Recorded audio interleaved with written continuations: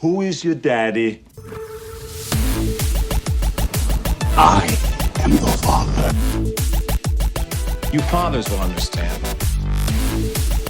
My father taught me many things. I got an idea. How about you all sit there quietly while I make dad noises? We are here with episode 197 of Fathers of the Grind. My name's Tim. I'm here with Dan and Derek. Hey, boys. Hey. Just which one of us is least offensive? Try to guess, folks. Well, at this moment, for those of you watching the YouTube video, you can see that Derek is reclined on his couch, has some sort of blanket covering just the right parts, and is really displaying... Please censor all of that, Tim, please. He's displaying far too much. I really need to put some really conveniently placed censor bars there. put Sasan's face right in Yeah, the front. perfect. That's what I'll do. That's what I'll do. Great. I know, Derek, you haven't been feeling good, so thanks for taking time to record this tonight. It was almost going to be just me and Daniel. I wasn't sure if you were alive or conscious or just hated us. I didn't know if you were going to join us, so I'm glad you're here. I am here. Hate you guys every once in a while. All right, that's good to know. Aww. That's good to know. All right, we want to kick things off doing one final callback to 2019 for now. We might circle back on it, way later in the future, but I want to do one final callback because we never did share our personal top 10s. I know that's something that Derek and I have always liked to do, just to say, hey, here's the 10 that I liked the most. And I'm actually glad we did this a few weeks after because I've had a chance to play things like Luigi's Mansion 3, which, spoiler alert, made my top 10. I love that game. And so anyway, it's kind of nice to give it a little space and then rank them because actually the rankings that I had kind of jotted down for our debate episodes in December, they're actually not quite exactly the same as they are now. Like a few things I've shifted around a little bit. That's just, I don't know. I guess it depends on what mood you're in sometimes too.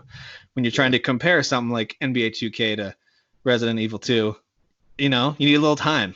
Only the internet can do that. You need a little time to process that. Well, so. I had the same thing.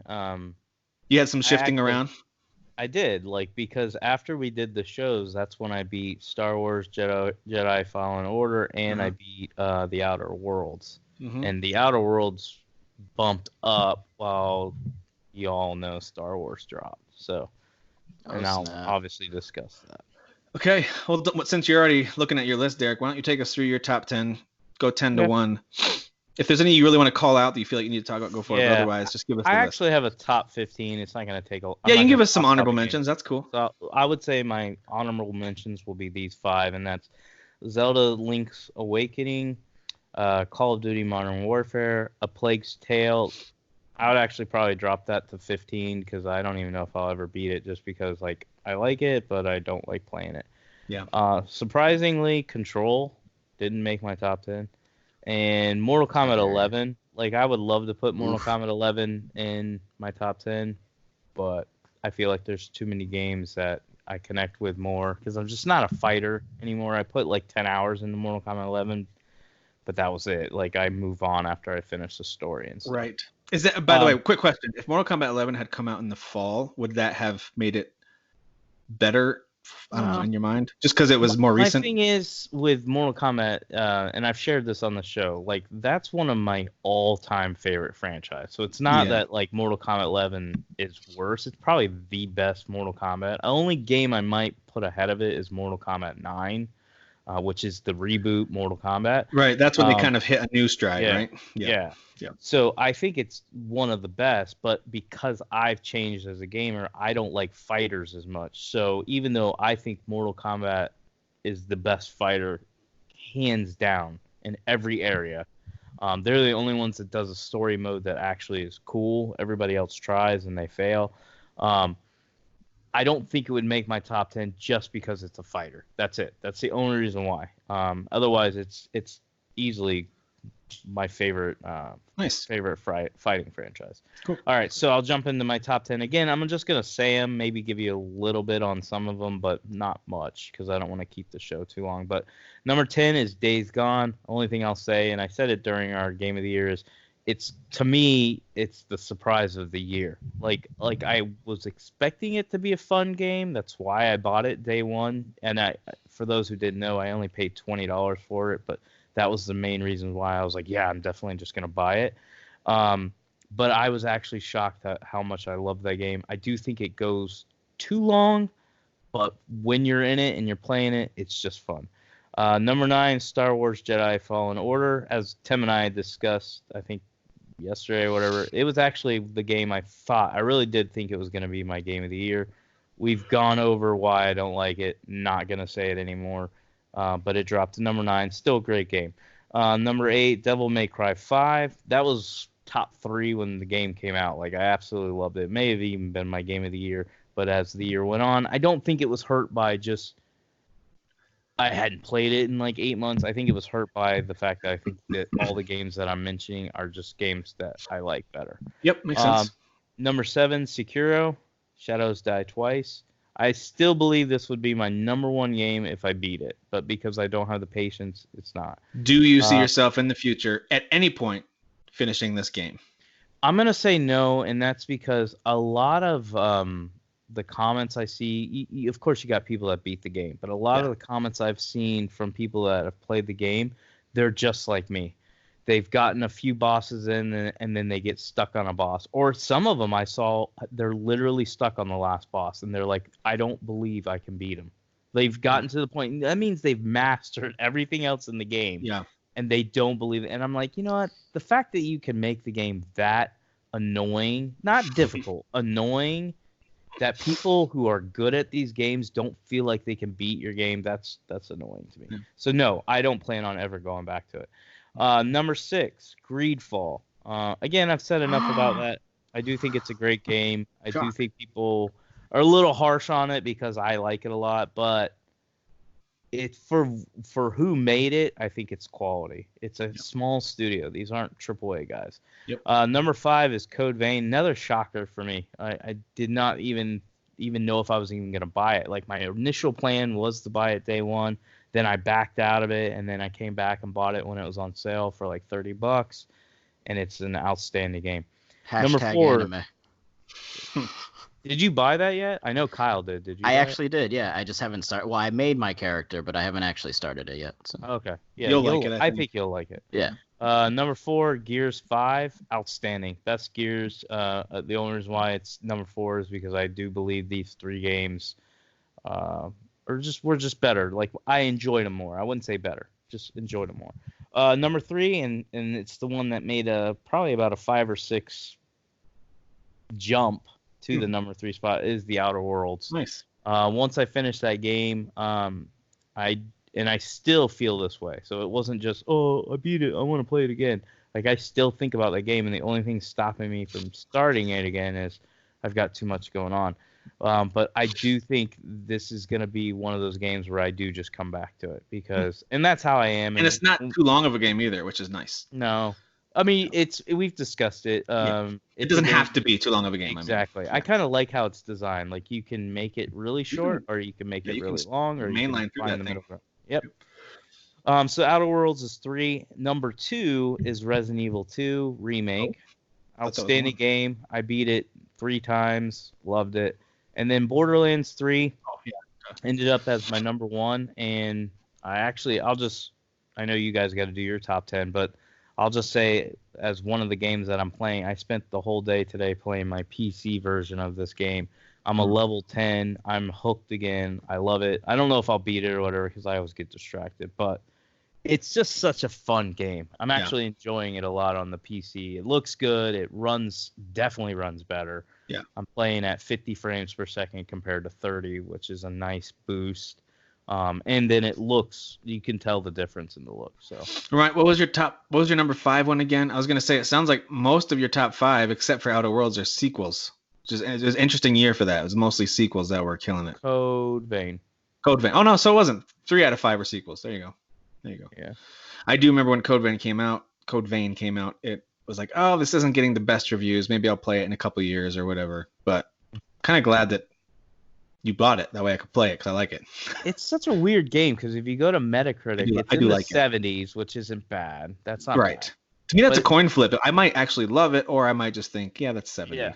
But then when you go read all these people's reviews that are giving it 70s and 80s, they all make it sound like it's an amazing game. So I'm like, I don't quite understand why you're giving it a lower score. I mean, I've said it already 1,000 times. I think the game's fun, but I don't think it plays as good as Yes. your. I was gonna Dark say, is there Souls. some like quality of life aspects that aren't top tier, like that I need some think work? One of the major complaints I remember, and I do agree with it, is that you're kind of like your success in the boss battles a lot of times is determined by your AI partner. Okay. So if your AI partner dies, you're pretty much screwed. Right. And so that's kind of dumb. Like, while it's cool to, I've got some dumb bug flying around. While it's kind of cool to have the AI partner there, and they usually don't die right away, but when they do, it's kind of like, okay, I give up, because you don't, unless it's a weak boss, it's kind of pointless. Gotcha. So that is kind of dumb. All right, let's move on to Mr. Freitas. Thanks, Derek, for that list. Oh, by the way, let me ask you this. This is kind of just I'll put you on the spot too, Dan. Overall, great, good, or average, or bad year for games? You. Me or Dan? For you, Derek. Based on the list you just gave us. Okay, so great I would consider great would be like 2018, right? Yeah. Amazing year. Yeah. So I'm gonna put it in the good. So right below great. So 2017 and 2018, pretty great, right? And then We're not I doing feel like amazing and then great. I don't know. You can do amazing. I don't care. Just give me an idea. I would say it's still a little above good, like very good. I think my issue with it is when I look at my top 3, I'm like, I love Borderlands 3 because it's fun. I don't think Borderlands 3 is even top 5 of my number 1 games. Like, it doesn't fit in the Witcher 3. All my other Game of the Years, Dragon Age, Inquisitions, are way better than Borderlands 3. Yeah. Does that make sense? Like, the previous years, God there's of War, always stuff like that. 2 or 3 games that I'm like, these games are amazing. Dark Souls 3. This year, it's like, okay. Yeah. Like, okay. Like, I was okay moving Resident Evil 2 out of that spot because I was like, as much as I love it, it is a remake. And then you've got the Outer Worlds, which I love, but I also can acknowledge it doesn't play that. Like, there's a lot of flaws in all these games. Yeah, there's not that many that are like, whoa, instant classic masterpiece. There's not really any of those. I don't feel like there was any. I don't think there was either. I think Outer Worlds is that. Outer Worlds I think took it's the best Fallout type game. Well, that's what I mean. It took Fallout and sort of what Bethesda was trying to do, and sort of concentrated it where it's more digestible, and the acting is excellent, and some good missions. And like you can play 100 hours, you can play 10 hours. Amazing, but I don't think it's. I don't think it's a classic. Like, It might be the closest one to. It might be the one that's remembered the most from this year, like long term. Yeah. Dan, what about your list? Whether you got honorable mentions or just your top 10, what were your 10 favorites from last year as of right now? I know they might change later, but yeah, I'll give so I had Plague's Tale on here, and then I actually, because I was playing Sekiro earlier. Oh yeah, you just got that recently, right? Yeah, I got it for Christmas, so I think I'm far into it. I honestly don't know, because I checked what is it, the How to Beat website, How Long to Beat or whatever, and it said like average was like 20 hours. But then when I played 20 hours and only got to the third boss. Oh, okay. But then like I was looking up a video because I got kind of lost. I was like, where the hell am I supposed to be even going next? Because that's kind of a thing with FromSoft, these Dark Soulsborne games, is like sometimes you just don't know where you're going. You have to backtrack to like a certain location, which then there's a new area. Yeah, that's true. And the video overall was like 7.5 hours. So I don't know if the guy's like speed running it in that video. So I don't know. Yeah, he is. Yeah, but yeah, it's pretty great. So I did add that on there, and I took off a Plague's Tale. But Plague's Tale is story wise an excellent game for sure. Yeah. I just think the potential for gameplay there could have been a bit more there. It was unique with like the sling. Like that whole thing was cool and unique, but definitely could have expanded on that. Or I don't know. Agreed. But number 10, I put Pokemon Shield because I thought it was really fun. Nice. It was very linear, but I mean, pretty much every Pokemon game is. But that's what the Wild Area is for, and then the DLC's coming out. Yep. They're both going to have new wild areas. This is So the that's first cool. time doing real DLC for a game, isn't it? Well, yeah, because before they would either I'll just do the like a last- re-release of it. Yeah, kind there of. would be like a middle version which would have some extra stuff, but it was a whole Yes. new game, so you'd be spending whatever the DS games cost, $40 or whatever. Yep. Which in this case would have been a $60 if they released another, an in-between game, another $60, and this is going to be $30 for 2 DLC packs. I mean, sure, they're about 12 years behind the times, but it's cool that they're doing it. Sure. That's cool. Yeah. Thanks, Game Freak. Yeah. They'll get there eventually. That is cool, though. I'm glad they're doing it. Yeah. 9 is Super Mario Maker 2. It's a fun game. It's You very guys should good. go play those Freitas levels if you haven't Yeah, done that. Maybe on this episode in the comments, Dan, drop your what is it, like the code? Isn't there like a code to follow a person, not just for a map? Right? You can drop your code for like kind of like your code for your account, so to speak, yeah. or your profile, and Yeah, then so you check can that drop out in the comments. Dan will add it in there. Yeah. But yeah, it was really. I'm glad they put that on the Switch. I did kind of miss the using the Wii U pad and then having that be on the TV at the same time. I thought that was an excellent combination that they couldn't replicate on the Switch. Yeah, that's true. That's true. But like the Switch version is the better version for sure. Yeah, there's so much they've added to it. It's really cool. Yeah. Number 8. This is for you, Tim. Star Wars Fallen Order. You guys are sweet. You guys are so sweet. It's a good game. It's just good. It's just good. Number 8. That's pretty good. Yeah. Could use some Good work game, on the. just a bad Dragon Age. It game. can use some work on the levels. That's definitely a bad Dragon Age game. Terrible, So man. let's say we hear from Respawn that in 2022 they're going to release a sequel to this. You guys excited for that? To see what they do with it? Yes. Yeah, but I'll know going into it that they're not, Your expectations are now set. Yeah, Yeah, they're not makes gonna sense. do what I want. I mean, they might. You never know. They're Yeah, not they gonna do might. They it. might make the changes that you all right. want. Let me just make this argument though, because I think what honestly happened was, because what was the game that was being worked on before that, and then they canceled it. That It was- 13. No, but there was something else that Amy Hennig was working like on. the Uncharted one. I would Yeah. think it's this game. I though. thought this was it. I thought this was kind of like it morphed into this, but I could be wrong.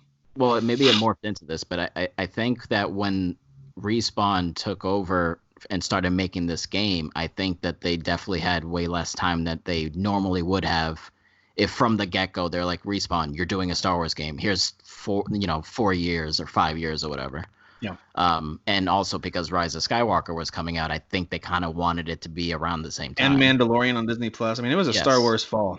Yes. So I think with the sequel, we'll see potentially them flesh things out more and have more time to breathe more life into it.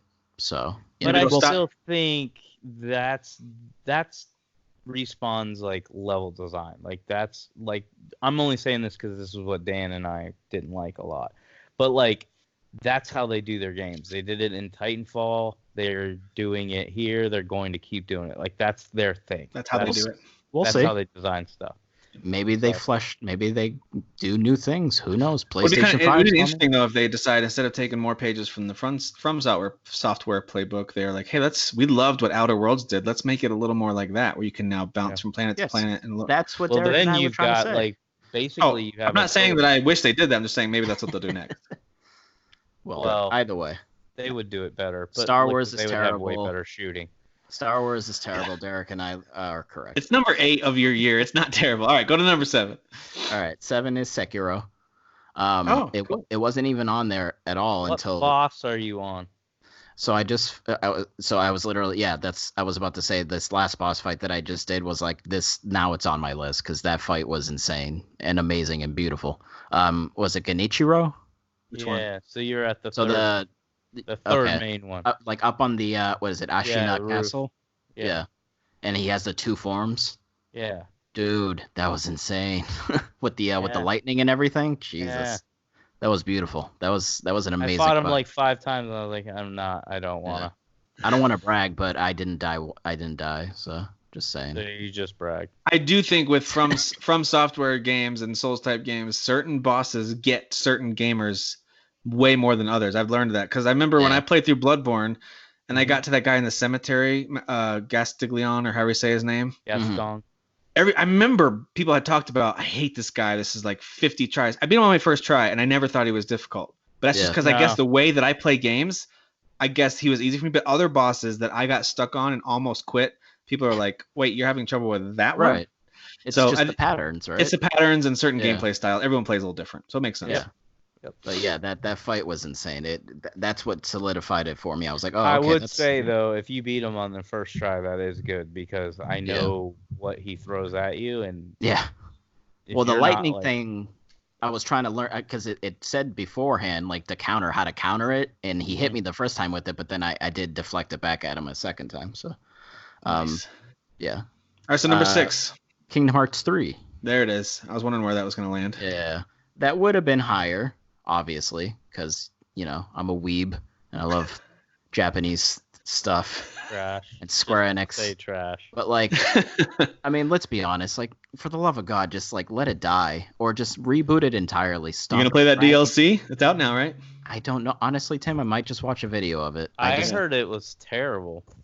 Well, I just heard that there was some extra boss fights, and then there's just more lingering threads now. Like, it's like, just please Well, stop. like the boss fights Just are stop. good, but the story and how short it is terrible. That's too bad. Right, but I'm just saying they're continue. It's like they're still having some threads. It just let it go. For the love of God. So 5 is Control, Nice. because Control was an excellent game. Yes. There's It was definitely good. some weirdness to it, but that was the vibes. It was supposed to be like a David Lynch video game. Like, that's what it is. Like, it's X-Files, David Lynch. It's just a weird sci-fi. And they did a great job, and the gameplay's fun, but overall, it's not that great. Yeah. Yep. I feel like you guys overhyped that game on our award show way too much. Yeah, well, you I blame overhyped your Kyle, Cavs. Jeff. No, I don't think so. I think Control and Outer Worlds will be the games that we remember from 2019. Yes. Go ahead. Keep going. Devil May Cry 5, A Return to Form, It was a excellent good game. That was a good game. It's just I miss games like this, like Onimusha's and Devil May Cry's. Like, we need more Onimusha. I'm very upset that hasn't come back, but I'm glad that I came don't back. think the high def remake, whatever they didn't remake. Yeah. But remaster. I don't think Remaster, it did yeah. very good. No, I don't think it did either. And that's the bummer, because if it I did, bought then, it. I didn't touch it, but I bought it to support it. But Yeah, Hmm. yeah, it's a shame. Number 4, or no, wait, I did 4. Number 3, Death Stranding. Hmm. So many emotions. this is why I can't So many this is why I emotions there. cannot be friends with Daniel. So this is Derek. why Derek and Daniel couldn't truly partner up in their Star Wars battle, because they still disagree on so many other things. They were like, Well- we agree on this one, but we can't quite partner up on this. Tim, So what that the was issue- probably the funniest part. I'm like, this is the one time where you and I should be united, but you. Yeah, You're well, you see, still an that's idiot. the problem. Look at him. Look at his dumb face and his dumb calves. He just doesn't get it. He doesn't get it. No? Daniel's like, please just like me. And I'm like, no. When I never they said put that. Death Stranding on PS Plus or something, I will finally play it. But until then, I'm not going to spend money Tim, on I it. But I'm think glad you like it. I think what the issue is I have a soul and a heart, and Derek doesn't. So I have emotions. I do have to say, and I used to be more emotional. I'm not very emotional now, but Right, I do well, have to very say, sorry. like, I do roll my eyes when guys, and I'm in like this dad gaming group, when they're like, I cried at this ending, I cried at this, I cried. I'm like, you guys. But the rain, Derek. The The rain. Listen, I never said I cried. I said my eyes teared up a bit did. towards the end. Okay, That's totally you're fine. Yeah. You totally So cried. that's You fine. were sobbing. Okay, got it. Listen. You were just Do you remember holding that back ep- because you knew you get made. Do you remember that episode on that episode of Friends when Chandler starts getting all emotional and he's Yep. reading what it was, a Soup for the Soul or whatever it is? Yeah, that's what happened to me playing That's Death you. Stranding. Yeah. So number 2 is Outer Worlds. Hmm. That game was excellent. You And redeemed it's yourself. the Go new ahead. standard that Bethesda needs to get the stick out of their butt, and they need to follow suit. Yeah. And get off their high horse and whatever other insults I can hurl at Bethesda, because this was not a good year for Bethesda. It No. hasn't been a good last 2 years or Yeah, so. no. Since Fallout 4, right? So.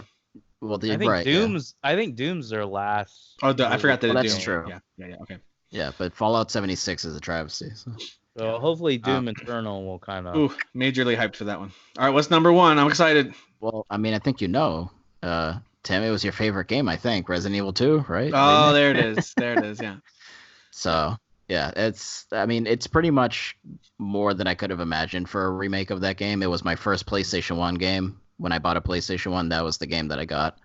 And it was terrifying. I was like, I was like 13 playing that game. I probably shouldn't, I don't know. You shouldn't. But no, I was a little boy. I was scared. I didn't know what was going on. Yeah, but if Sasan had been your father, he would have been training you on that when you were 4 years old. He trains his sitting in his lap. Yeah, he trains his kids on these like crazy violent games at like age 3, 4, 5. He doesn't care. His kids are gonna be pretty tough.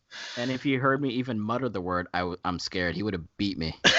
Just would have beat me senseless. So, but yeah, no, that overall, how would you describe the year for gaming? Whether you use those words I gave to Derek or not, how would you describe it? If I'm gonna throw amazing as being like 10 out of 10, okay, yeah, amazing. I think it was great because, again, there was definitely there was a culmination of the Kingdom Hearts series, coming to an end. Even though obviously I have mixed feelings about that, that's still an important moment. Outer Worlds is important, I think, because again, like Fallout 3 was like such a huge moment last gen, so now here we are with this other company sort of outclassing Bethesda in that type of game. So I think that's pretty important. Resident Evil 2 made it possible for remakes to actually be meaningful and unique, so I think that's pretty important too. So okay. I think there was some cool. Star Wars, like a good Star Wars game, good to excellent. Like we haven't for the first time in a long time. Yeah, we had a good single player Star Wars adventure. It's been especially a long time. What happened with Battlefront 2, like that whole fiasco.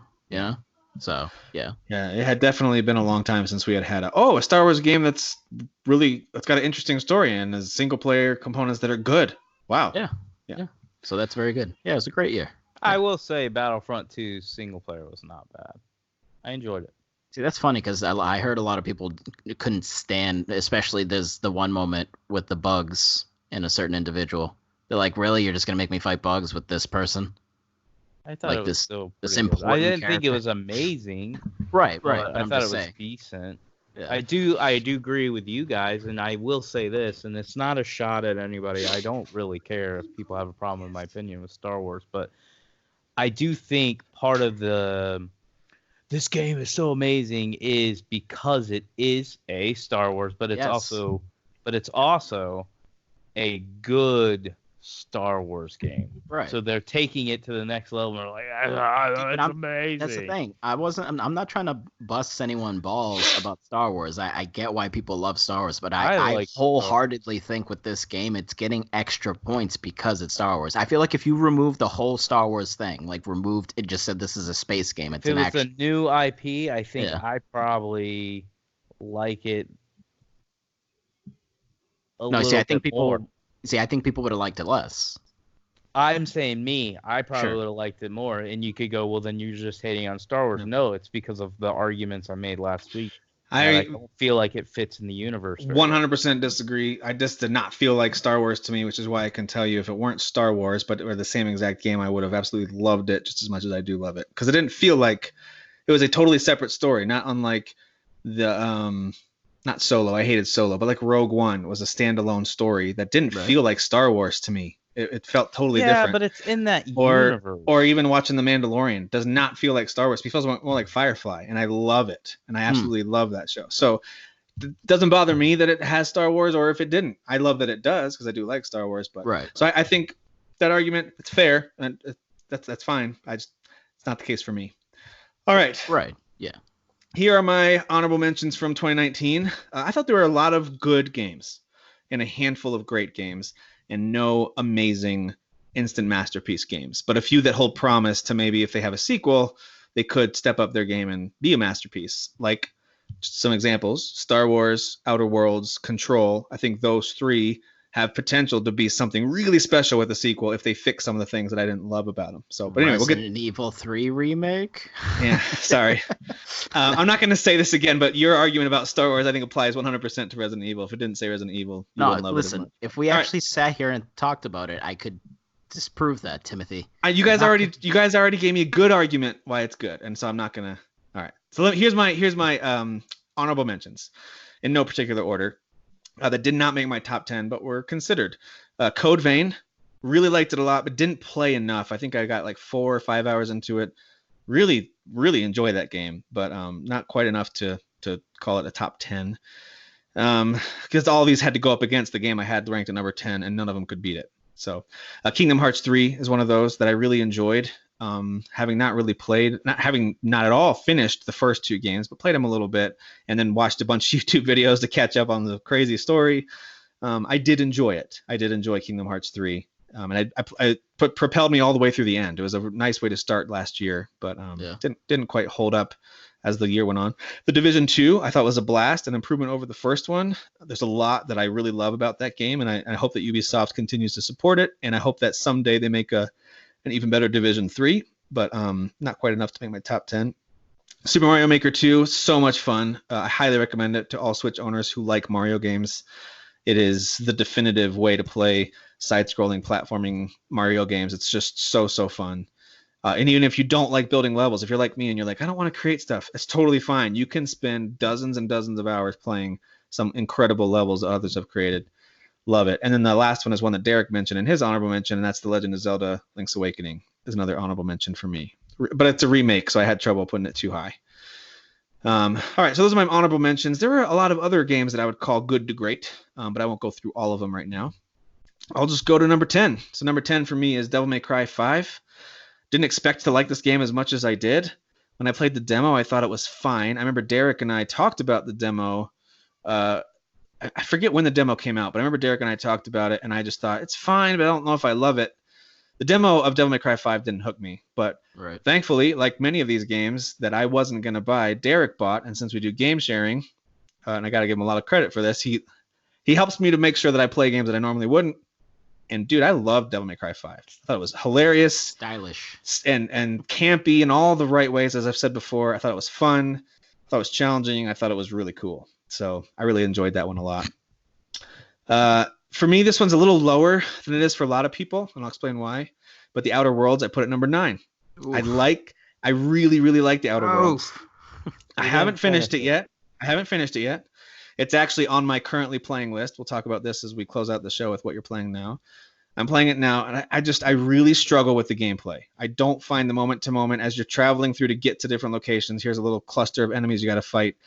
I just don't find any of the combat fun. I've even tried respecking to let me try long weapons. Let me try melee weapons. Let me try, these different tactics. Let me try using my companions a little bit differently. And I just don't have fun with the combat, but I like everything else about that game. I love the setting. I think the visuals are great. I think the decisions you make are so compelling and cool. So I like that game a lot. I really, really do. It's just down to number 9 because I don't like the combat. And that was my problem with Fallout games too. Number 8 is Sekiro, Shadows Die Twice. I'm going to just copy what Derek said. If I had gotten farther in that game, especially if I had beaten that game, it might be higher, if not top game of the year. I really, really like it. I didn't even get past Madame Butterfly, so that's where I got stuck too. That's where I got stuck, and I only tried like 3 or 4 times, if I'm being totally honest. But if I had stuck with it, there's plenty of tactics, whether it was from Derek or things I read online. I probably could have powered my way through that one. I mean, even some of the normal enemies, I'm like, why are you hitting me so many times? I don't understand. Yeah. But I love that game and the aesthetic and everything. We've talked about it a lot. I love it. Yeah. Number 7 for me is Call of Duty Modern Warfare. Did not expect to like a Call of Duty game ever again, if I'm being totally honest with you. I didn't think I would ever like a Call of Duty game, but I love this campaign. I thought the campaign was amazing. It was really, really fun and really surprisingly moving at times. Like, wow, they did a good job with this. And as Dan mentioned, and Dan Phillips also, who was on our Game of the Year show, both Dans, I got surprisingly hooked by the multiplayer as well. Some really cool stuff they did with multiplayer. So love that game. And I think I think it is the prettiest game of the year too. Personally, I just think it looks so good. Gears 5 is number 6 for me. That one actually moved down a bit upon reevaluating everything, but it was a really tough call. Pretty much everything from 6 up to 1, they all were vying for the number 1 spot for me. They are all, to me, in that almost amazing, but pretty much just great games. So these next 6, it's almost a tie, but I had to order them. So Gears 5 is at number 6. Love that game. It's the best Gears game there is, and I think they, as Derek and I made an argument for, I think they hit Uncharted type levels with this entry. Fire Emblem Three Houses. I actually started playing that a little bit more after our recordings and kind of confirmed how much I love that game, how good it is. So that's number 5 for me. Number 4 is Luigi's Mansion 3. I think that is an absolutely charming and gorgeous and fun and really good game. I think it's so good. So and I bot is coming out in Tim right now. What's that? The Nintendo bot's coming out in Tim right now. This is as bad as it gets for today at least. I think it's absolutely amazing. But I will say this. That's also coming from someone who liked the first 2 but never finished them because I kind of got bored with both of them after a little while. So I thought this was the best of the Luigi's Mansion games. People who have played all of them might look at it and say, it's good, but it doesn't do much new. I don't know. I thought it was a blast. Honestly, and I'm talking outside of our group, I've heard nothing but amazing things about it. Yeah, it's a great game. I love it. And by the way, I did, since I got the cart version of it for Christmas for my kids, I finished it, passed it along to my boys who have a Switch downstairs. They just beat it playing 2-player the entire way through with Luigi and Gooigi, and they love it. It's like their favorite game right now. They want to replay it already. So I think that helps me enjoy it too, is knowing how much my whole family loves it. But whatever. All right, number 3 is a game that actually moved up upon going back and playing it just a little bit to remind myself what it felt like to play and really thinking through what they did with this game. It's Control. I think Control was one of the best games this year. I think it was unique. I think it had shortcomings. Like every game this year, I think had shortcomings. Nothing quite hit anything perfectly. Control was totally unique. It was a really intriguing story and confusing. Derek's right. It's a confusing and wacky story. But I think that actually, for me at least, helped its appeal to feel like I was watching X-Files or something crazy that I'm like, what is going on? And I don't know, but I want to figure it out. So I loved that aspect of it. And I thought the combat was an absolute blast. So I really loved Control. Number 2 for me is really just because of story and setting, and that's A Plague Tale: Innocence. I just, for some reason, I think that story, how dark it is, how real it feels, just really hit home. You guys are totally right. Everyone has talked about the gameplay is not amazing. And what in the world? No, it's not as good as Last of Us. And I don't even love the Last of Us gameplay as much as some games, but of course it plays better than A Plague Tale. But all that to be said, I went into this expecting a Telltale game, and I got something much, much better. So, and the story delivered. So I loved that game. It kind of took me back to when I played The Walking Dead from Telltale for the first time. I was like, what is this? This is so intriguing. So I loved it. And number 1 for me, of course, is Star Wars Jedi Fallen Order. Sure. Yes, this game is, of course, not perfect. I'm looking forward to see what Respawn does in the same way I'm looking forward to see what Guerrilla Games does with Horizon, because Horizon was amazing and had some pretty significant moments that I was like, ooh, I hope they fix that next time. You know, whether it was side characters or certain facial animations that at times were great and at times were, certain elements just weren't amazing. You know, the way that she climbs, it's unfortunate for them that it came out right when Zelda did. I know. Because the climbing was really bad. And you had to do it a lot. That's the problem. I only criticize it. But anyway, we're not talking about Horizon. We're talking about Star Wars. Star Wars had plenty of little flaws here and there that didn't take away from my personal experience of it. But I think anyone who scores it between a 7.5 and a 9, I think that's a fair score depending on how much you personally invest in the story and the gameplay. For me, it lands at a 9. I think it was really great. And with some tweaking, I think with a few little visual changes here and there, a better lead character, as much as I did enjoy the story, I just think they could do some really special things with that series if they continue. So make him not run funny. He runs a little funny. He does run a little funny. I don't disagree with that. Yeah. He's not as bad as Greedfall, though. He's not as bad as Greedfall. Making it more RPG-like, perhaps. There's a whole bunch of things they could do. Fast travel. I mean, they had these little meditation circles, and for some reason, not including fast travel in those, I think was a major misstep with how much they want you to go back and re-explore. I bet you the game goes up, like, I gave it like an 8.5. I probably put it at a 9.5 if they let me get to the end of a level and then fast travel back to my ship. If they included fast travel with those meditation circles, just trying to get back to my ship and reading the map and remembering all these stupid. You might not have noticed level design if they didn't make you retraverse it. So I wouldn't have. I didn't have a problem going from A to B. It was going from B back to A that I was Fast like, travel this was a is miss, broken. and I think Well, they there was should a couple include it. sections though where you on the way back things happened, right? That's true. There's that one sequence where you get where that guy is with the jetpack, right? Yeah. Yeah. So Yeah, that's true. There's ways you can get around that They if you still need to could trigger have a made scene. it But cleaner. I will say, and we've talked about this game way too much, but the last 3 chapters, 3 levels or whatever, yeah. the way they did it felt more gamey, like more like, hey, get to this, watch a cutscene, and then get you back to the ship real quick. Whereas the first few worlds that I went to, it felt like get to that thing, get the cutscene, and then find your way back. And that was where I got annoyed. sure. I actually wouldn't be opposed to them having a game where you are the bad guys tracking down the Jedi. You know, a la, and I shouldn't say bad guys necessarily, Force but think Unleashed. of I guess Force Unleashed, you could do that. Assassin's Creed Rogue, you got to be a Templar who was Sure. tracking down assassins, and I thought that was cool. So anyway, Yeah, All right. Starkiller was going after Jedis, right? I think so. Yeah. Yeah. All right. So those are the 3 of our favorite games from the year. Overall, I would call this a good year for games. It was one that had, for certain people in certain genres, it might have had one of your favorite games this gen, possibly. But I think for the most part, no one's going to call a game that came out in 2019 the best of the gen overall. I don't think so. Or even the best of a franchise necessarily. Maybe Gears 4 or Gears 5 could fall in that. Yeah, But that's about it. anyway, all of them had enough flaws or enough of, I wish they would have ... that I think it was a good year for games. And I think there's nothing wrong with that. To me, it reminds me a lot of 2016, where we had a handful of games, your Uncharted 4s, Doom, for some folks who like Dark Souls 3, some really, really, really good, maybe really great games. But I don't think any of them were kind of universally loved and instant masterpieces across large groups of people. So anyway. I'd throw out there that and it's weird because it's a remake, so I don't know if that technically cancels it out, but I think Resident Evil 2 remake is the best in its franchise. That's fair. Yeah, that could be, and maybe that'll stay true when RE3 comes out. Who knows? I still think 7's the best. Mm. And See, I don't like prefer third person more. person. Yeah, I was gonna prefer say third person too, but I think 7 was just the best. I don't The know. only 2 RE games I've completed were 4 and 7. They were both good.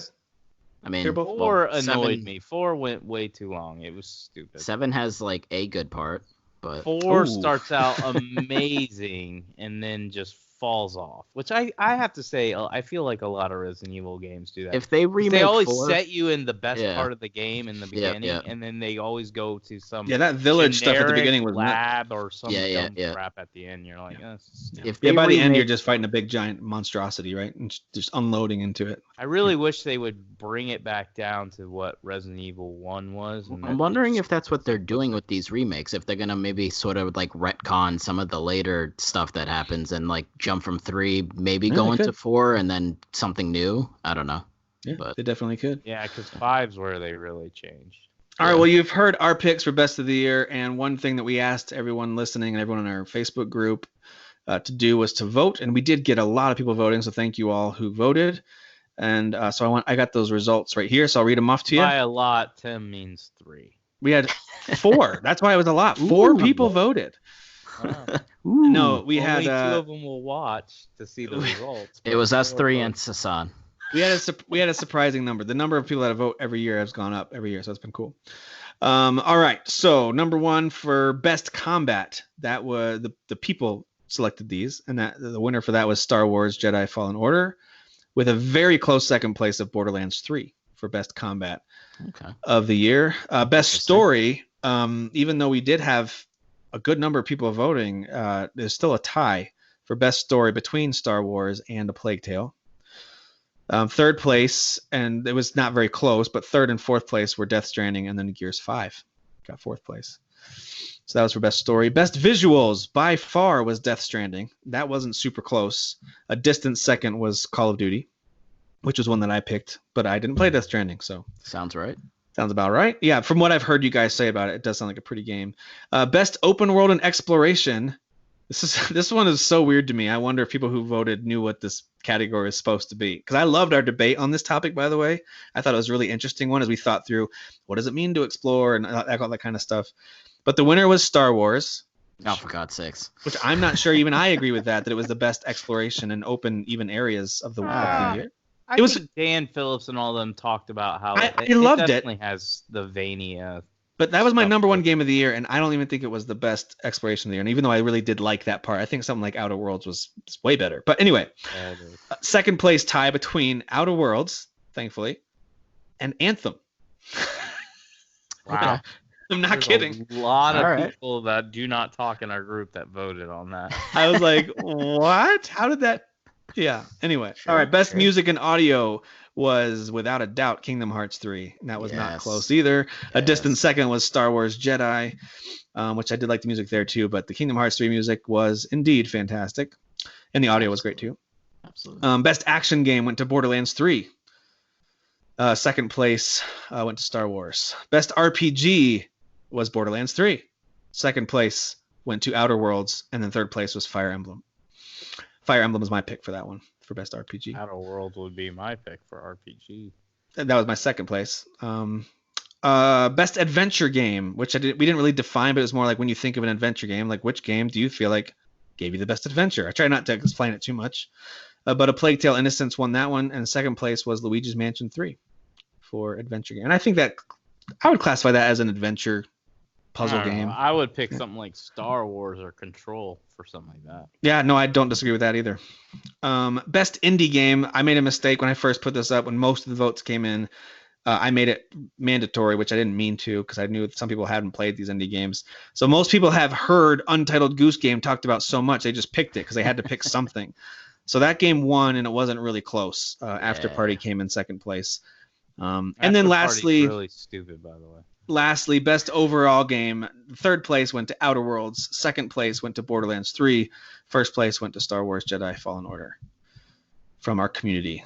So there you go. The people have spoken. I mean, their opinions aren't as important as ours, but I thought I'd share them anyway. Their opinions don't even make sense sometimes, so that's fine. It's always interesting to get the overall group feel. There was a lot of love for Borderlands 3 in the voting. The Borderlands 3, even in the categories it didn't win, people still voted it up high. I think Go ahead. I think it's cute that people think that Borderlands is even an RPG. I mean, that's interesting to me. That's fine. I'd classify it as. Oh, I should have said this.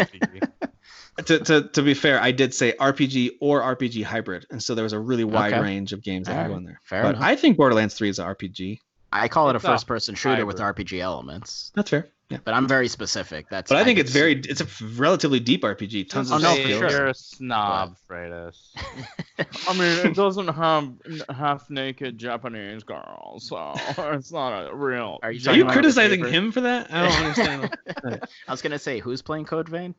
All right, so that puts a bow on our 2019 discussion for the most part. I think the more we talk about that down the line, it might be revisiting games we finally get to from 2019 that we skipped, or potentially if we get to some sort of ranking the best years in gaming. I don't think that one's going to make it super far in any kind of tournament if we did that. But there you go. 2019 overall, at very least, a good, if not great year for games for a lot of people. So, all right, we got some questions from our listeners and from our Facebook group members that I wanted to throw your guys' way and just see what you thought about these. So Are any of them actually serious? Yes. But I sprinkled in some. Unique. I sprinkled in some that were less than serious. So here we go. Some are unique. Here we go. All right. Mario asks, "What's the most you guys would pay for next-gen consoles?" Dan, I'll start with you with the PS5. Yeah, let's start with Dan. Dan, what would you pay for a PS5 at the most? So are we just looking at this as one SKU, right? One system, not like multiple? Yeah. For this question, you've got one version of PS5. How much would you pay for it? Let's say it's exactly what you want to. It's everything you want the PS5 to be. There you What's go. the max that you would pay for I'd be willing to spend $600. Okay. Derek, what about you? For the Xbox Series X, it's got everything you want. What would you pay for it? Limitless. It doesn't matter. I'm getting it. Bypassing. I will say 600. I'm actually expecting the PS5 and the sex to be about 500, but I will pay 600. Is this a new acronym all of a sudden? I saw The Jesse sex- White say it the other day. It's because it's the Series X, and so you just take No, the S and then yeah, lowercase. I get it, but Oh no, it's definitely one of our group's favorites. For me, I'm in the 500 range. I think if they're more than 500 day one, I will wait to see. But I will not make my decision before I know exactly what games will be available there that I wouldn't get to play on my Xbox One X, which I'm still very happy with, yeah. or my PS4, which when I want to play a PS4 exclusive, I'm happy with. But here's the rub: when it comes to the PS5, and they inevitably have their Ghost of Tsushima game version of that game. Will I love that game enough to be like, oh my gosh, I got to play this on the next gen system? I think you will, Tim. I might. I think a big thing for me too. Don't get me wrong. I plan on getting both these day one. I already started trading stuff in. I've got almost $600 in trade-in credit at GameStop. But my thing is if Sony brings their most of their IP to PC. Like, I'm going to want it on PC probably more than PS5. Unless PS5 really can get better than my PC, I would want their stuff. So it's becoming like more just buying them for convenience and just to own them because I'm on a gaming podcast. I don't think PlayStation's going to do that, though. They'll do it with a few games like Horizon, which I think will happen. I think they're doing them later, right? Yeah. I think they'll do God of War at some point on PC, but again, I think these are going to be like years down the road. Like, here's the PC version, except for something like Death Stranding, of course, which I think I don't think it could be years, maybe a year. I don't. Horizon was 3 years ago. I don't right? think. Yeah, but I think it would be really stupid to be like 6 years after these games are released. Hey guys, $60, buy this PC version. Like, people are gonna be like, no. Yeah. But for me, even that year difference, for the most part, I want to be part of the conversation earlier. By the way, quick side note before we get back to the other questions. You mentioned PC. So I was like, all right, you know what? I'm just going to look to see what it would cost. If I have to start saving up money over the next couple of years, if I wanted to get a PC, what would it actually cost me? I can't find any scenario where I would get a PC that's that much better than my Xbox One X without spending like $1,300 easy, if not more, to get a full-on, nice, strong console or laptop for that matter, and a sweet monitor that will reflect what I'm powering with this machine. I'm going to be easily spending $1,300, $1,400. You don't need to buy a monitor. I'm plug it to your right TV. now on my big screen, and it works flawless. Okay, it fair. works Even better. without the monitor, though, I think I'm going to be spending a lot of money, like well over $1,000, probably.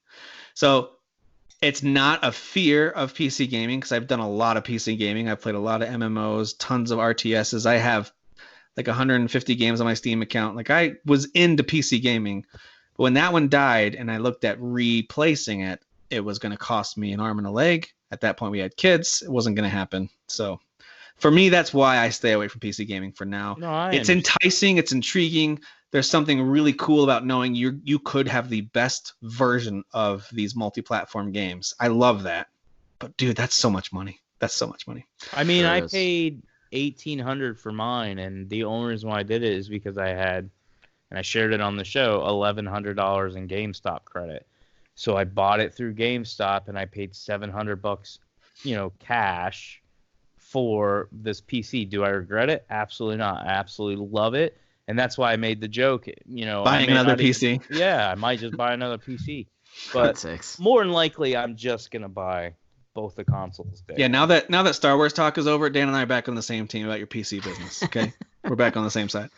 Have you noticed I'm always just on the outside? I'm on the outside. Oh, just with this Derek, top hat. no. Just with his top hat, his monocle, You Where's do your look a little more yachts? sad than usual, sitting on the couch, a little slumped down, a little sad. Yeah. All right, so Greg asks us, other than gaming, what are some of our geeky hobbies? Geeky hobbies? So I'll name that. I'll go with that one first. I am a pretty big college football geek, and not just like, oh, I'm a fan, I watch on Saturdays. Like, I have a subscription to 24/7 recruiting. I follow all the key reporters on Twitter because I want to get the latest on who's recruiting who out of what state, and I really, really get into college football. Mhm. And I love the NCAA games. I'm not kidding when I say that's the one.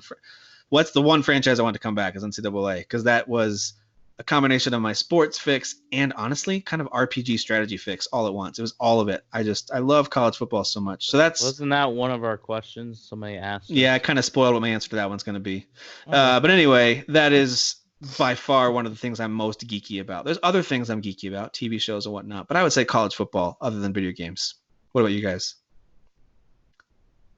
I mean, I don't know if that's like I run, but I don't know if that's geeky. Okay, but you not could be say- geeky about it. So like, are you into like, here's exactly the kind of shoes you have to get, and you like really study the. No. Okay, all right.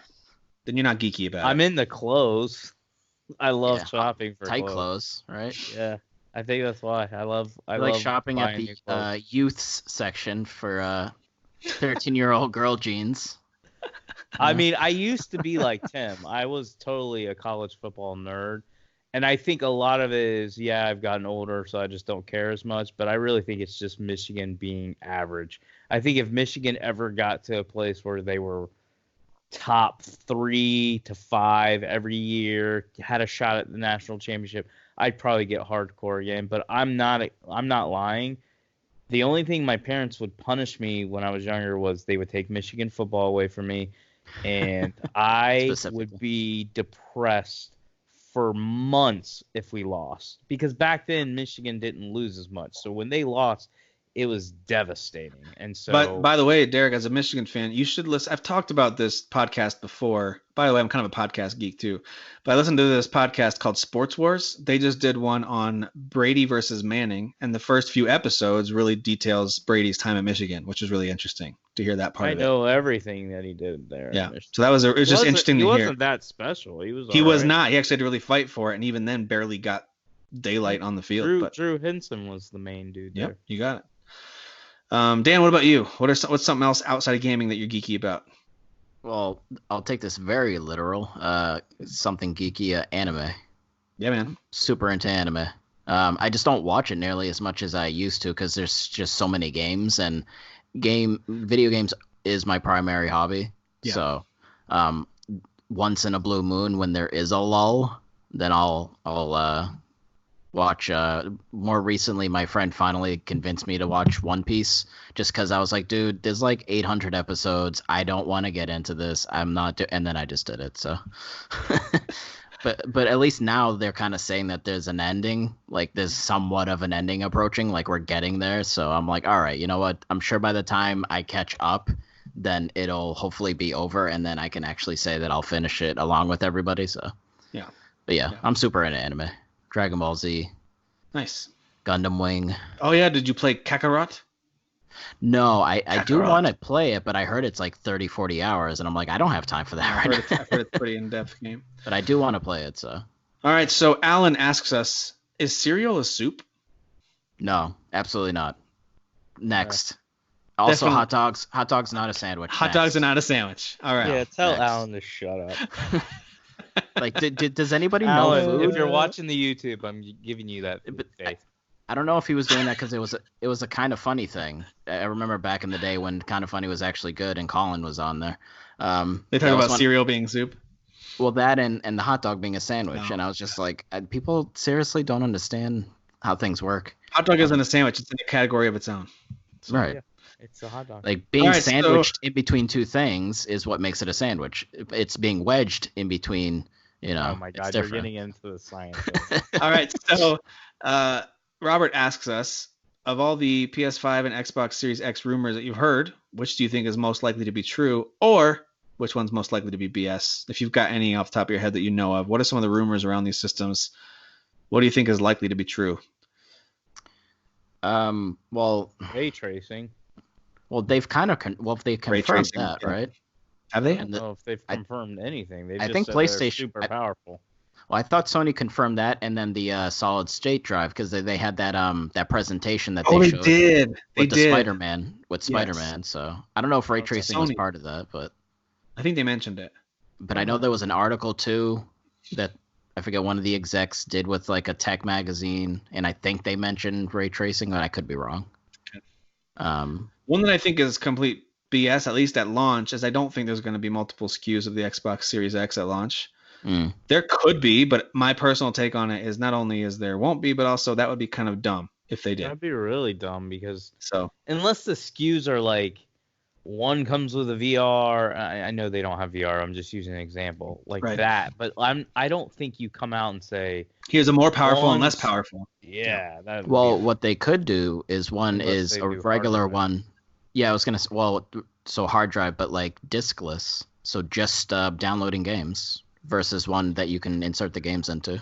I mean, if that justified dangerous. like it would have to be at least $100, if not $150 difference for that to Right. be. that, and you're getting into the danger zone of your retailers won't want to really sell that. I know they Well, right. sell the diskless ones now, but I'm Yeah. saying they're gonna want, especially in the beginning of the Gen Switch, where people are buying the consoles, buying games. They're gonna want them to buy hard copies. For as long as systems are taking discs, retailers want them to have that version. But that's a good call. I didn't think about that Xbox One S diskless version that they have, which I bought for my son for Christmas. I by think the it way. was very Works great. successful though. But It I was mean, very, we're getting, very cheap at Black we're Friday. getting further into that sort of that place of We're getting people closer. mainly, yeah. And I'm- GameStop's I'm not sticking like around much longer. Yeah, I'm like 98% digital. Same. The 2% is me buying Switch games, and then every once in a while, if I don't want, like, if a digital game is 40 and I can get it for $15 at GameStop, I'm gonna buy it for 15. Well, GameStop's not going to be around much Here's longer. a good so- example. Crash Team Racing, $15. I would say for the games that I'm more It's hyped like about, 30 I'm or more 40 likely to online. I'm more Even likely when to it was buy the discounted, it was like on sale. It was like 25 or $30. It was I'm more likely to buy a digital version for a game I'm hyped for because I Mm. want it right away. for you guys. And I don't know. That's just the way I currently shop for games. Yeah. If it's one that I don't care as much about, and maybe it's on the Target clearance rack or GameStop clearance or something. But See, anyway, that's, all right. that's funny. I'm the complete opposite. You do if you're hyped for it, you want the hard copy of it. Well, because it's like almost kind of like a collector's thing. I'm old school like that. you know? Okay, well that's fair. So Yeah. I bought the physical version of The Witcher 3 for Switch because I loved the packaging and the Yeah, extras yeah. they included in there. Yeah. Because that is, by the way, we probably need to revisit at some point our top games of all time because that game, the more I dove into it in the Switch version again, I was like, is this my favorite game ever? It might be. I don't know. Well, again, I haven't played the DLC, so I need to. It actually might play be. that. So anyway, we can get that another time. All right. So Jesse asks us, what's a game that is not critically acclaimed, maybe even got panned, but you love, and it has to be from this gen of gaming. So That's since tough. 2013, 2014, and on. That's kind of tough. Andromeda.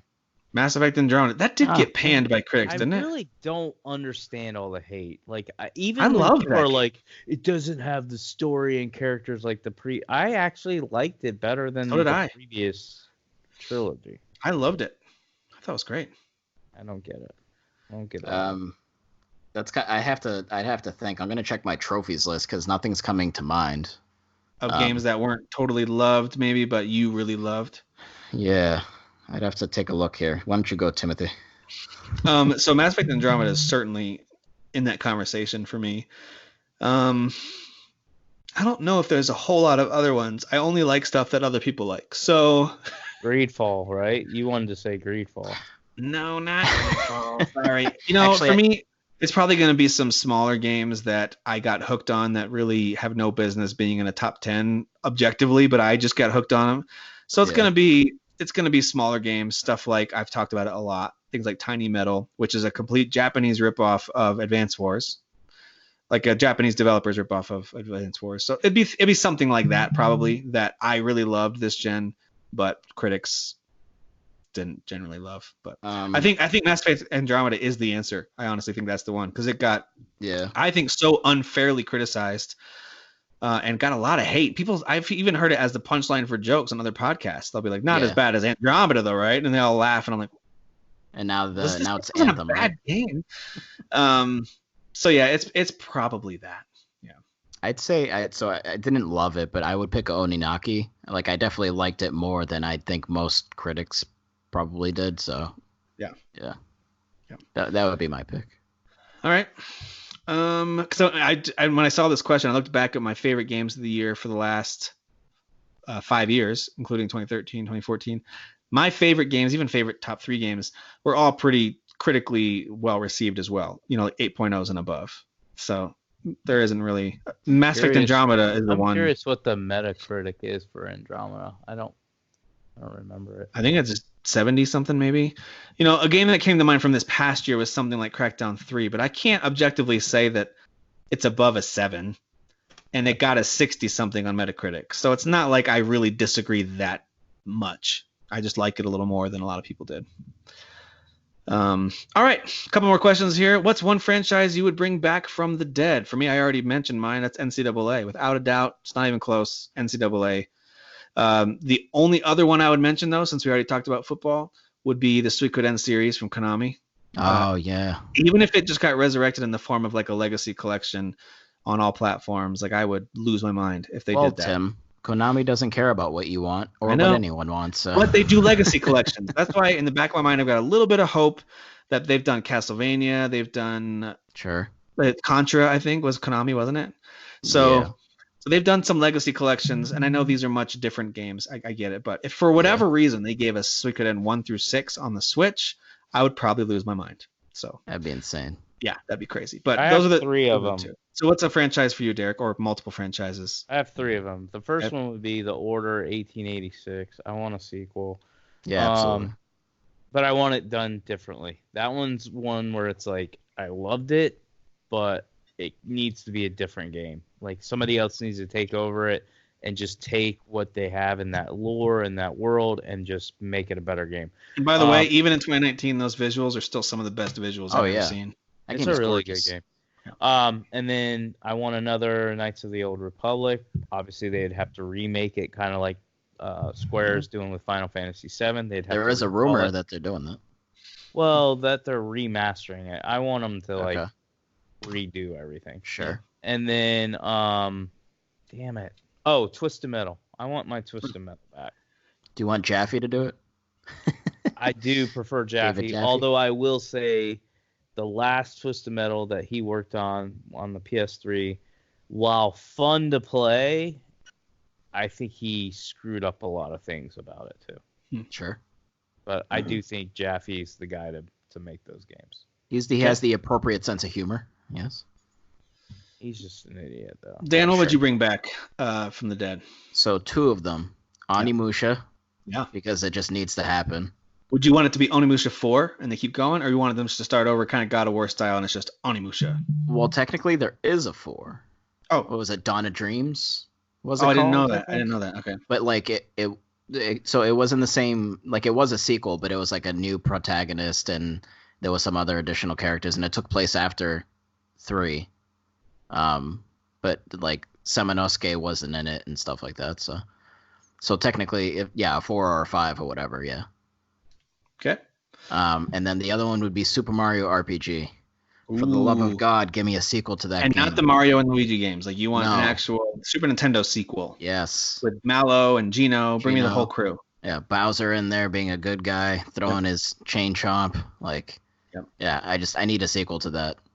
All right, absolutely. So I did look up Mass Effect Andromeda, and Tim was right. It's in the 70s. Like, it's 71 for PS4, 76 for Xbox. I still think that's underrating it. Well, here's the funny thing. So I went to all of them, PC, Xbox, and PS4, and all the user scores are under a 5. Oh, all of them. So it's not games media. Like, yes, I still think they scored it low, but it's gamers just being idiots, entitled idiots, not playing the game.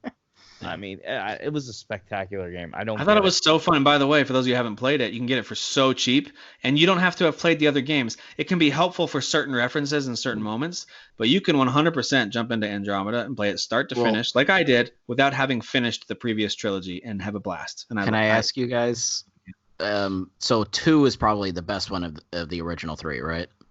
It's the one that's considered the best. It's actually my least favorite of the two. Okay. Well, I was going to say most people like 2 the most, right? Yeah. So the issue probably is because of the fiasco of how it ended to begin with, that trilogy. And then this one definitely wasn't on par with any of them in their eyes, and definitely not 2. I think people just like are demanding Mass Effect to be at that level. It's entitlement. Yeah, They so- want things their way. I thought they were didn't want trying to them kind of start- reboot it a little bit. Like, let's get away from that thread, that storyline thread. Yeah. They introduced you to new races and a new villain with a new, objective. And I to liked it. provide proper context, a lot of these scores, I can't say for users are retarded, but a lot of the Metacritic, like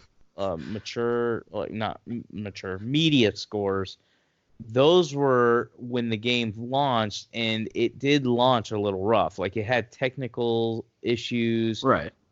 and so it was knocked for that. I do think when you look at character, story, gameplay, the worlds, all that, it's an 8 and above, probably even on media side. But in the It's the context of Mass users. Effect. Yeah, but the users are ridiculous.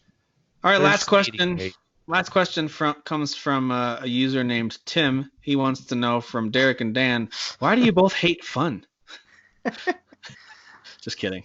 If I was it's gonna say, not you Dra- should've, If it's not Dragon Age, we ain't gonna. You should have asked Jesse's other question: is why is Derek Teague such a tool? Yeah. Someone in the group did ask us which of the three of us is horniest, but I don't think that's even close. Yeah, between that the was pair. Clearly that's Teague. That was Oh, Gaston. Stop. that was Gaston. That was So- Gaston. Yeah. And I think we all know the answer to that. we definitely do. He just wants to keep I trucking, don't. and I don't think you guys can say what I said. I responded. you I mean, definitely we do. can. We're just I not already going have one thing to bleep out. Please don't give me another one. All right. All right, so let's wrap things up with some things we're playing, and then we'll get out of here. I'll just give you a quick overview of what I'm playing. I downloaded the demo for Pokemon Mystery Dungeon Rescue Team DX, which is quite a mouthful of a name. What? Yep, but it's sadly between this and Animal Crossing, I think these are kind of the marquee spring releases for the Switch as far as like the big name IPs that they're anyway. And I'm not that excited for either one, but I downloaded the demo. It's fine. It's okay. It's very cutesy and very kid friendly. It's a remaster, right? It is Or a remake? it's a remake. The art style is really cool. Yeah. It does look really pretty. So there's a demo if you want to go give it a shot. Basically, the gist is that you've got these procedurally generated dungeons that you go through, and there's these you answer a series of questions, almost like Ogre Battle at the beginning, about like what you would do in certain scenarios, and then they assign you a Pokemon they think you should be.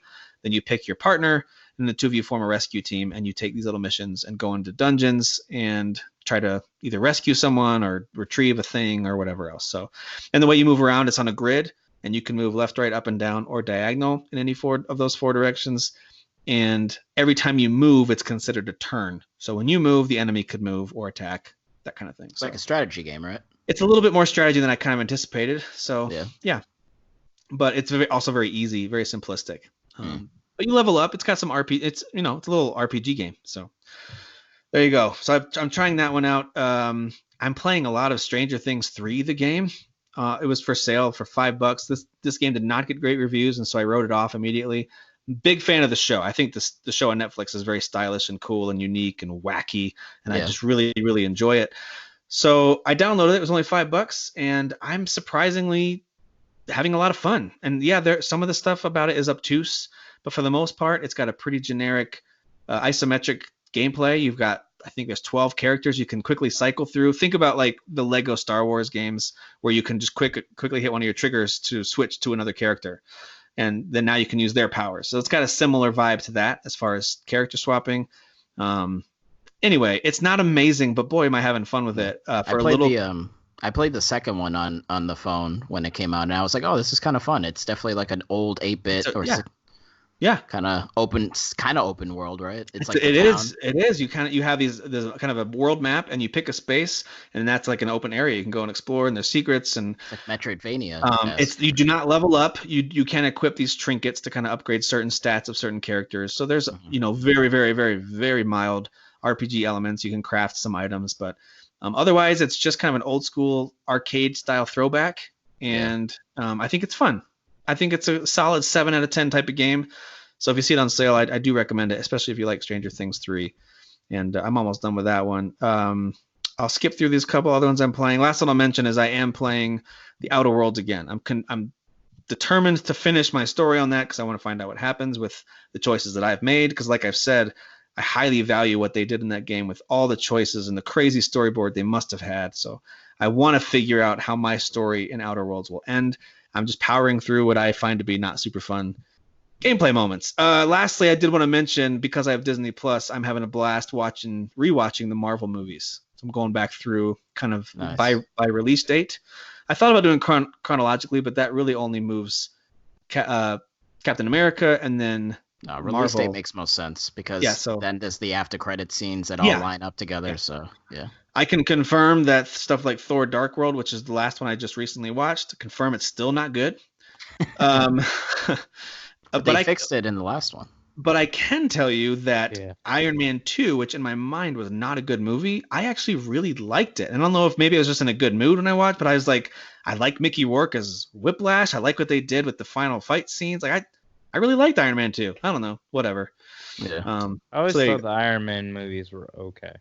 They're not bad, but they're not great. The first one I think is the best. At the very least, they're entertaining. Robert Downey Jr. is just the best in that role. Last thing I'll mention real quick is I'm not a big board game guy, but last night I went to some kind of board game night, and there was a whole bunch of people playing, and one of the guys brought Seven Wonders, and so I played that, and it's super fun. It's pretty much if they turned Civilization, the video game, into a board game or a tabletop game. Once you learn the basics of the rules, you can actually get through an entire game in a relatively short amount of time, which I like. What was that, like 17 hours later? No, I'm really glad it's not like, I no longer have interest in a 18-hour or 18-month Risk matchup or Monopoly or whatever other crazy things. Sure. This one, a little complex at first, but then once you get it, you're like, oh, this isn't actually that complex. And it's a lot of fun. I highly recommend it if you have any interest in board games or card games. Cool. All right, Dan, what are you playing? Anything you want to call out? So I did mention earlier Sekiro. I think I could maybe finish it in like a few hours. No. I hope I can at least finish it. Bro, you got like 10 more bosses. You are very optimistic, and I love it. I can do it. I can do it. I just told you have 10 more bosses. It took you 20 hours to get through 3 of them. And you said you can even beat I can't even remember his name now. The dude with the lightning. Derek, he's younger than us. Okay, his reflexes are better. He can. I didn't even try. I tried 4 or 5 times. I beat him once, bro. Truly try. Get at me, bro. All right, so I'm curious to hear how things go with Sekiro for you. Yeah. But yeah, no, that it is very good. And I said it before. Shout out to the animations of when you're using your little mechanical hand there and web slinging, so to speak. Like he does this little like spin move, and it's just super cool looking. And I think I mentioned I went to go play Concrete Genie. Oh yeah. And I think Jeff had mentioned that he played it, and he said you kind of just get the gist of what the game is doing in like an hour. And I agree. You definitely do. It's not bad. I like the message that they're kind of going for with the story about bullying and darkness. But that's the only PC Dan will ever be playing. But the last 2 chapters actually are completely different from what the rest of the game is. It actually becomes then like an action game. Oh. Like, because the beginning part of the game, you're like painting the walls, and you're kind of getting rid of the darkness by painting all these little like genie little minion dudes, and they're kind of helping you do certain like puzzle aspects. Like there's no fighting at all, and then suddenly in the last 2 chapters, like you're like using your brush as like a weapon, and you're sliding around, and almost like Infamous style, so to speak. It looks interesting. It'll be a PS Plus game for me though, I think, whenever they drop it on there. Yeah, no, it's something. Yeah, if it's like $10 or like PlayStation Plus game, give it a try. But yeah, I am interested in trying it. I am. The visuals do look interesting. So yeah. Cool. So yeah, that's about it. Those are the 2 things I've been doing, and Simpsons on Disney Plus. Nice. Are you starting season 1 and working your way through it? Yeah, I didn't watch Simpsons growing up, so Renee was like, "We need to watch The Simpsons," because they watched a lot of it growing up, and we're on season. Going through it. Yeah, we're on season 7, I think. That's awesome. You have so much show ahead of you too. That's so outrageous. Yeah, it's crazy. Terrible. All right, so I will actually talk about a show too, and then I'll talk about the games I'm playing. Highly recommend Watchmen. Probably one of the best shows I've ever watched in my entire life. I've heard good things. HBO or Stars? What is this one? So it's HBO. I watched it for free. So if you have Amazon Prime and you've never ordered HBO before, then you just sign up for the 7 days free HBO, and you can then- easily watch the 9 episodes within the 7 days. And then I just canceled it. Okay, I never read the graphic novel. I thought the movie was okay. I thought the movie was good. Okay. I think the show's better than the movie, but I actually want to watch the movie again because of the show. Cool. I'll just give you. I think the thing that sums it up the best is if you ain't white, you ain't right, and that pretty much sums up the plot of this show. All right. But no, Sure. I actually was explaining it to my wife, and she was, first of all, she didn't care, and second, as I was explaining Sounds it about and right. trying to tell her like all the cool twists, because they have a lot of cool twists. Even I was like, okay, this is not a show you can explain. You have to just watch it. But it definitely, for me, has like that. It has the ability, and it's very hard to do nowadays. It had the ability of you're watching the show and they get you thinking one thing, and they are able to pull stuff off without you being able to predict it. I'm sure there's some Sean Messler out there who had everything. I mean, he had already written it out. He Sure. already knew the whole story. But Obviously. I would say it would fool a lot of people. Or even if you don't even try to predict it, you're just watching it. I think it's really entertaining. Cool. So I highly recommend that. And then as far as games, the only two I'm really going to talk about, because I already touched on that I'm replaying Borderlands 3, is I played 2 Walking Dead games. So I have the Walking Dead final season, which I actually finished today. It would have probably been in my 2019 top 10 if the game actually launched in 2019. It launched in 2018 and then had a huge delay, and then the last 2 episodes came out in 2019. Well, you mean the company shut down? Yeah. Or the That was developer? the would delay. be the huge delay. The But I gotta developer- say, I gotta say, it's not perfect. No Walking Dead game is perfect. I played it on PC. It actually looks really good when you play it in native 4K. It's real crisp.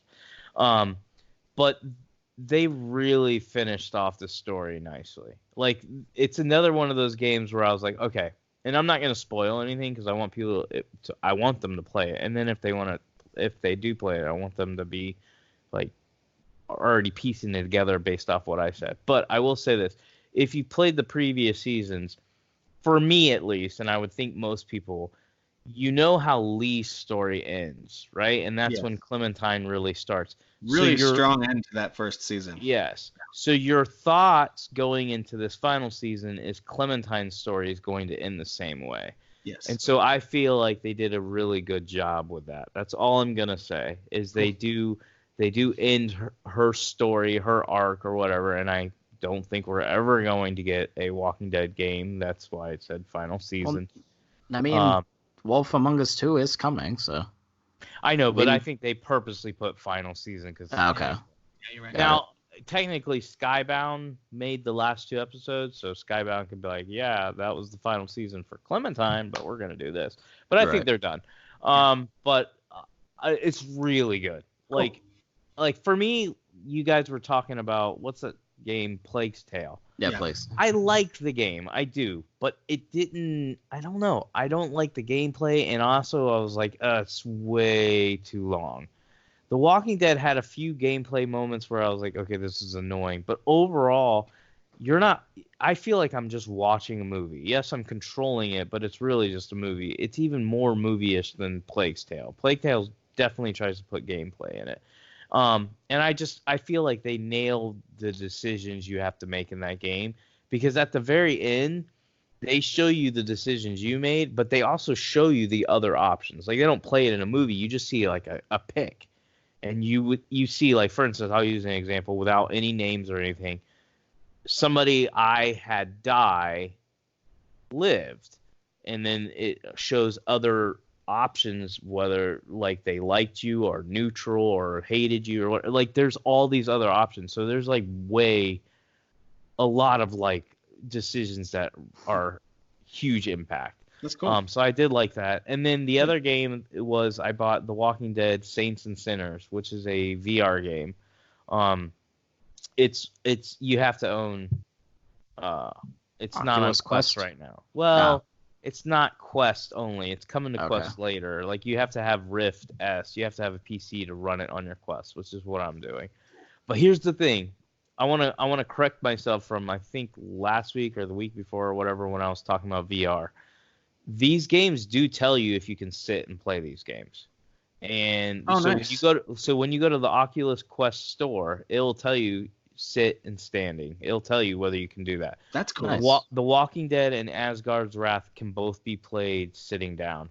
So when I played The Walking Dead, I sat right here on this couch, had my little thing Now on. you've got my interest. All right. I just So want to it was sit. on the TV, and then I had my controllers. Now I did have a little bit, and I think it's just because of how my couch is like sitting in.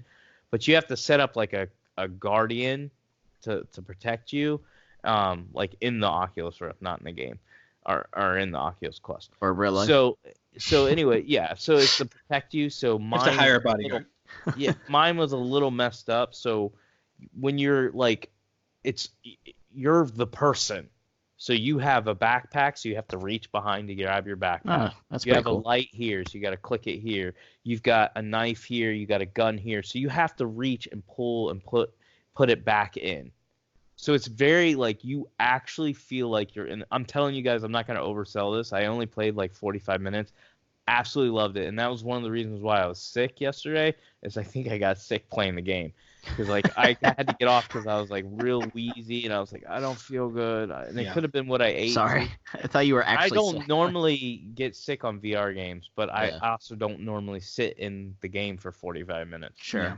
So it was really good because I really felt like I was in that world. It is open area, so it's not these little linear. You go to an area and it's open. I don't know how open, but it's broad enough that you can. There's side quests, there's main quests.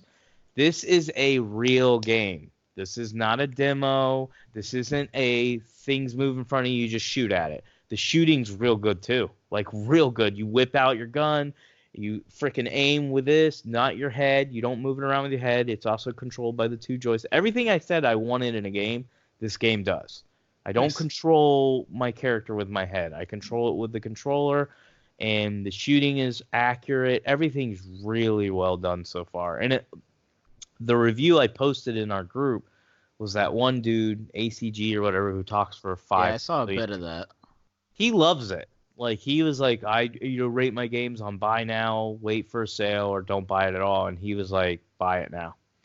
So he's the one that actually sold me on it because I watched his review and it's very detailed. It's not perfect, but it's a really good game. I kind of like how slow and shambly they walk because you can apparently like literally grab the zombies' heads and like almost like push them yeah. away from you. You can Like, grab them and like knife Yeah. them. Like you do everything. yeah. And in fact, I died when I quit yesterday. I quit when I died, and I was in this house because it's kind of like what's that Xbox exclusive where you go and you just go out and grab State of things? Decay. State of Decay. So it's Yeah. basically a VR State of Decay. So your missions are to go and collect like food items and materials and stuff like that. So I was in this like house. I had to climb up the side of the house, and I went in through a broken window, and I go in and I'm exploring, and it's kind of dark. So you do have a flashlight. And I was in this room, and I did not hear the walker. And I looked right there, and the walker's right there. And I tried to pull my gun out, but I couldn't get my gun out in time, and he ate me.